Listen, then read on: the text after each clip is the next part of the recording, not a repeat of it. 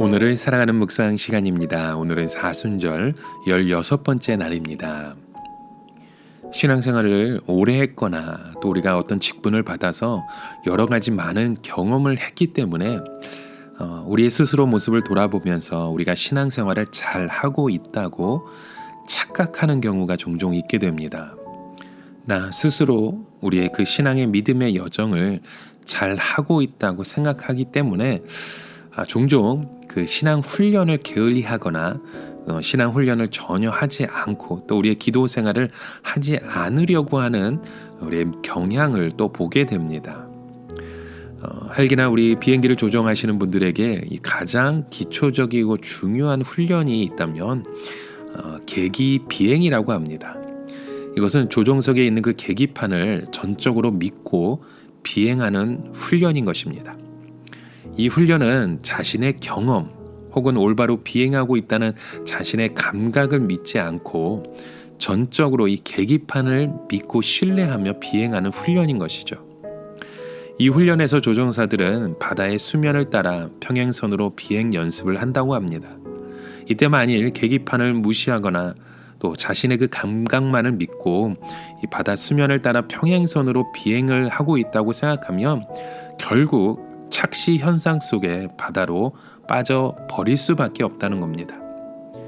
자신이 아무리 평행선을 따라 올바로 비행을 하고 있다고 생각해도 똑바로 가지 못하기 때문에 그 계기판을 믿고 평행을 유지해야만 성공적인 그 비행을 이룰 수 있다는 것이죠.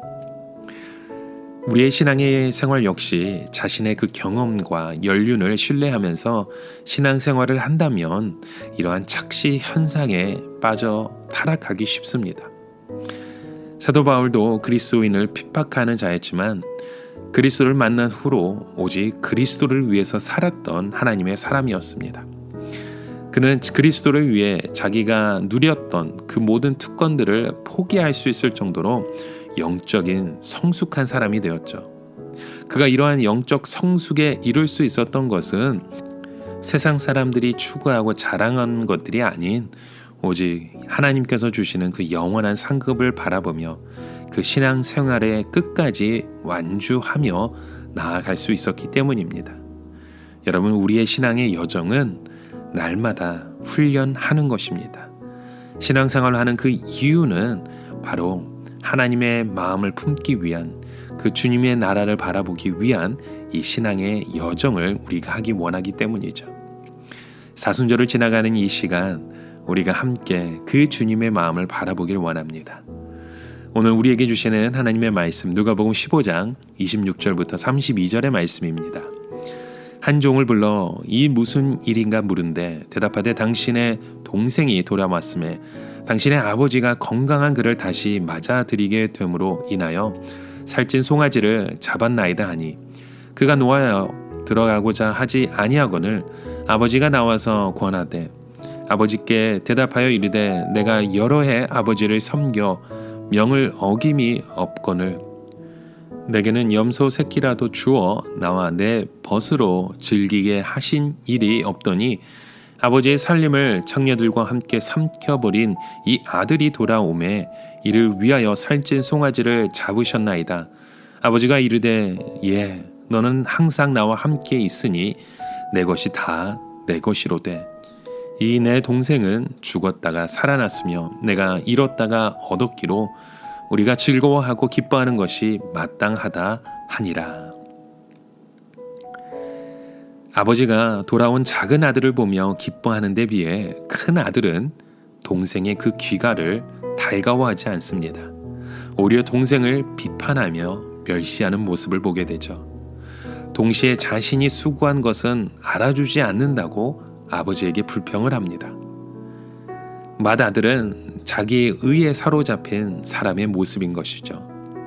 그의 말은 틀린 것은 아니지만 아버지가 가졌던 국률의 마음이 없었던 것입니다. 마치 오늘날 한국 교회를 보는 것 같습니다. 교회는 옳은 소리를 참 많이 내고 있습니다. 그러나 그 국률의 소리, 관용의 소리는 우리가 점점 더 찾아보기 힘든 이 세상 가운데 살아가고 있습니다. 옳은 소리는 누구나 쉽게 할 수 있습니다. 그러나 그 긍휼의 소리, 관용의 소리는 쉬운 일이 아닙니다. 하나님은 솔로몬에게 지혜를 주셨죠. 그 지혜란 열왕기상 3장과 9절, 4장과 29절에 보면 듣는 마음, 넓은 마음이라고 말씀합니다. 듣는 마음은 경청입니다. 넓은 마음은 관용과 포용인 것이죠. 지혜로운 삶이란 바로 이렇게 듣는 마음과 넓은 마음이 우리 마음에 존재하는 것을 의미하는 것입니다.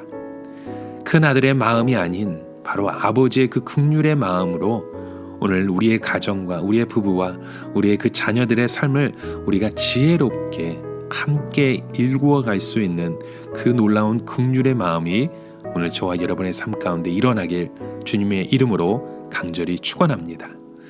오늘을 살아가며 한 가지 묵상의 질문을 드립니다. 평소 사랑과 긍휼보다 비판으로 가득 찼던 그런 우리의 모습은 없으셨는지요?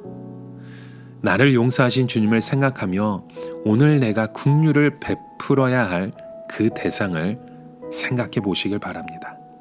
그리고 그분에게 주님의 그 사랑을 힘써 베풀어 보십시오. 그분을 품고 기도하며 오늘도 우리와 함께 동행하신 놀라운 주님의 사랑을 함께 누릴 수 있는 저와 여러분의 하루가 되시길 주님의 이름으로 간절히 축원합니다. 우리 함께 기도합니다. 하나님, 우리가 사랑이 담긴 긍휼과 포용으로 살아가야 하는지 알면서도 그러지 못했던 우리의 모습을 용서하여 주시옵소서. 오늘 이 순간 제가 품어야 하고 긍휼히 여겨야 할 그 대상, 긍휼히 품어야 될 그 대상이 누구인지 생각나게 하여 주시옵소서. 그리고 그 포용과 관용의 삶을 우리가 함께 누리며 살아갈 수 있도록 우리의 삶을 인도하여 주시옵소서. 예수 그리스도의 이름으로 간절히 기도드립니다. 아멘.